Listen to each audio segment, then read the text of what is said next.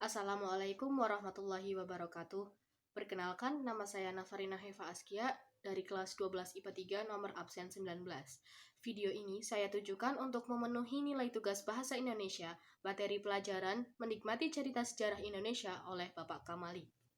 Di sini, saya akan menyampaikan sinopsis, kisah perjalanan hidup tokoh, dan juga keteladanan tokoh dari buku biografi Gajah Mada. Sebelum itu, saya akan membahas tentang identitas buku biografi Gajah Mada ini. Nah, buku biografi Gajah Mada ini adalah karya dari Sriwintala Ahmad. Buku ini diterbitkan oleh Arashka Publisher yang merupakan cetakan pertama pada Oktober 2019. Buku ini mempunyai tebal halaman 296 halaman. Di dalam buku ini menceritakan tentang seorang tokoh legendaris bernama Gajah Mada. Ia lahir pada tahun 1291 Masehi. Selain nama Gajah Mada, ia juga dikenal dengan nama lain yaitu Jirnodara. Gajah Mada mulai terkenal pertama kali pada saat terjadi peristiwa pemberontakan Mangkarakuti di era pemerintahan Raja Jayanegara. Bersama dengan pasukan Bayangkara, Gajah Mada berhasil mengungsikan Raja Jayanegara ke daerah Bedander. Keberhasilan Gajah Mada dalam melaksanakan pengamanan Raja Jayanegara menjadi langkah awal kejayaan Gajah Mada sebagai Mahapati di Kerajaan Majapahit. Namun, keberhasilan Gajah Mada dalam mengamankan dan menyelamatkan Raja Jayanegara itu menjadi sia-sia. Karena pada akhirnya Gajah Mada sendiri menghabisi Raja Jayanegara melalui tabib Pratanca. Gajah Mada menganggap Raja Jayanegara sudah tidak pantas lagi untuk memimpin di kerajaan. Karena sering melakukan tindakan asusila yaitu suka mengganggu dan berhubungan dengan wanita-wanita yang sudah bersuami. Gajah Mada mulai merealisasikan sumpah palapanya pada masa pemerintahan Tribuana Tunggadewi. Di hadapan Tribuana Tunggadewi, Gajah Mada mengikrarkan sumpah palapa. Karena perseteruan politik dengan Rakembar, ikrar sumpah palapa Gajah Mada ditertawakan. Rakembar melecehkan bahwa sumpah palapa tersebut seperti mimpi indah Gajah Mada di siang bolong. Suatu cita-cita besar untuk menjadikan Majapahit sebagai pusat pemerintahan dari negeri-negeri di Nusantara yang mustahil untuk terlaksana. Setelah mendapat pelecehan dari Rakembar, sumpah palapa Mahapati Amangkubumi Gajah Mada tetap akan direalisasikan. Sumpah palapa tersebut berbunyi, lamun huwus kalah Nusantara isun amukti palopo, lamun kalah ring gurun, ring seram, Tanjung Puro, ring haru, ring pahang, dompo, ring Bali, Sunda, Palembang, Tumasik, samana isun amukti palopo, yang artinya, jika Majapahit telah mengalahkan Nusantara, saya baru akan melepaskan puasa. Jika mengalahkan Gurun, Seram, Tanjung Puro, Haru, Pahang, Dompo, Bali, Sunda, Palembang, Tumasik, demikianlah saya baru akan melepaskan puasa. Nah, pada era pemerintahan Hayam Wuruk, Majapahit mengalami zaman keemasan. Keberhasilan Majapahit dalam menaklukkan wilayah-wilayah di Nusantara tidak bisa dilepaskan dengan Gajah Mada. Tetapi Gajah Mada belum berhasil ketika menaklukkan Sunda. Sebab itu, ketika Hayam Wuruk berhasil menyunting Dyah Pitaloka citra resmi, Gajah Mada melakukan politisasi, di mana Dyah Pitaloka yang akan diserahkan oleh Linggabuana Wisesa sebagai calon pengantin Hayam Wuruk dipolitisasi sebagai tanda takluk Sunda pada Majapahit. Dampaknya pecahlah perang antara Majapahit versus Sunda di lapangan Bubat pada tahun 1357 Masehi.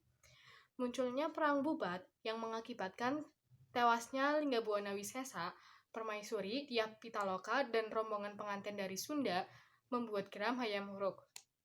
Akibatnya, Gajah Mada yang tidak mendapat restu untuk menyerang rombongan pengantin dari Sunda tersebut disingkirkan dari urusan politik Istana Majapahit. Sejak itu, Gajah Mada tidak memiliki hak untuk menerapkan kebijakan di Majapahit. Ketika Gajah Mada mangkat pada tahun 1364 Masehi, Hayam Wuruk merasa kehilangan atas seorang yang sangat diandalkan dalam pemerintahannya, karena selain tidak ada pengganti, Mahapati Hamengkubumi yang sekuat dan setangguh Gajah Mada, Majapahit diperkirakan akan melemah, sehingga Hayam Wuruk tetap mengambil kebijakan untuk mengangkat Gajah Enggon sebagai Mahapati Hamengkubumi Majapahit. Kisah perjalanan hidup Gajah Mada. Ada perbedaan pendapat mengenai asal-usul Gajah Mada. Pendapat yang pertama mengacu pada Kitab Usana Jawa dari Bali, yang menjelaskan bahwa Gajah Mada terlahir dari pancaran buah kelapa sebagai bentuk jelmaan dari Sang Hyang Narayana atau Dewa Wisnu ke dunia. Akan tetapi, menurut Serat Pararaton, Gajah Mada merupakan anak dari Gajah Bagon, yaitu seorang petinggi kerajaan Majapahit dan pengikut setia Raden Wijaya. Gajah Mada memulai karirnya di kerajaan Majapahit pada masa pemerintahan Jayanegara. Saat itu juga, ia menjadi bakal atau prajurit di Kesatuan Khusus Bhayangkara, dan peran sentralnya dapat dilihat ketika terjadi pemberontakan Makarakuti pada tahun 1319 Masehi. Dalam Serat Pararaton dijelaskan bahwa Rakuti melakukan pemberontakan dan yang menjadi bekal di kerajaan Majapahit adalah Gajah Mada. Atas jasanya yang menyelamatkan Raja Jayanegara, ia diangkat sebagai patih di Kahuripan pada tahun 1319 Masehi untuk mendampingi Rani Kahuripan yang saat itu juga dijabat oleh Tribhuwana Tunggadewi. Nah, 2 tahun setelahnya, Gajah Mada pun diangkat menjadi Mahapati Amangkubumi untuk menggantikan patih tua yang bernama Patih Dadah. Peran sentral Gajah Mada di kerajaan Majapahit semakin menguat ketika Gajah Mada diangkat menjadi Mahapati Amangkubumi Majapahit pada tahun 1336 Masehi. Pengangkatan tersebut didasarkan atas jasanya yang telah berhasil memadamkan pemberontakan di daerah Sadeng pada tahun 1331 Masehi. Gajah Mada mengikrarkan Sumpah Palapa pada tahun 1336 Masehi. Dalam Sumpah Palapa, Gajah Mada menyatakan tidak akan amukti palapa atau menyantap bumbut dapur sebelum menaklukkan wilayah-wilayah di Nusantara di bawah pemerintahan pusat Majapahit. Karir Gajah Mada ini semakin memuncak setelah Tribhuwana Tunggadewi turun tahta pada tahun 1351 Masehi. Kerajaan Majapahit kemudian dipimpin oleh Hayam Wuruk. Bersama dengan Gajah Mada, Hayam Wuruk memimpin kerajaan Majapahit dengan mencapai masa kejayaannya. Namun, kegemilangan Gajah Mada meredup ketika perang bubat pada tahun 1357 Masehi. Pada perang tersebut terjadi pertempuran tidak seimbang antara pasukan Majapahit dengan pasukan kerajaan Sunda yang akhirnya menimbulkan banyak korban dari Sunda. Tindakan Gajah Mada ini sangat disayangkan Hayam Wuruk. Akibatnya Gajah Mada disingkirkan dari urusan politik Istana Majapahit. Sejak itu, Gajah Mada tidak memiliki hak untuk menerapkan kebijakan di Majapahit. Gajah Mada pun mangkat pada tahun 1364 Masehi. Setelah wafatnya, Hayam Wuruk pun melanjutkan kepemimpinan di Majapahit hingga akhirnya ia meninggal pada tahun 1389 Masehi. Sepeninggal Gajah Mada dan Hayam Wuruk, Majapahit di masa-masa selanjutnya mengalami penurunan dan akhirnya runtuh pada tahun 1527 Masehi. Keteladanan yang dapat kita ambil dari seorang tokoh Gajah Mada adalah yang pertama yaitu percaya terhadap diri sendiri bahwa cita-cita yang kita impikan pasti akan tercapai. Yang kedua, berani memiliki mimpi yang besar dan pantang menyerah. Dan yang ketiga, bertanggung jawab dan rela berkorban untuk bangsa dan negara.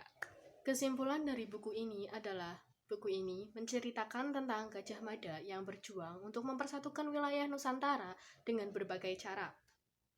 Dari buku ini juga banyak informasi yang mungkin sebagian dari kita belum tahu tentang Gajah Mada yang bisa dijadikan sebagai contoh dalam kehidupan.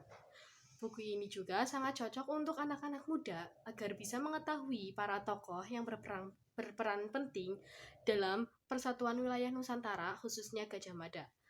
Buku ini juga membangkitkan jiwa nasionalisme melihat tokoh yang diceritakan di sini sangat berjuang untuk mempersatukan wilayah di Nusantara. Sekian penjelasan dari saya, kurang lebihnya mohon maaf. Wassalamualaikum warahmatullahi wabarakatuh.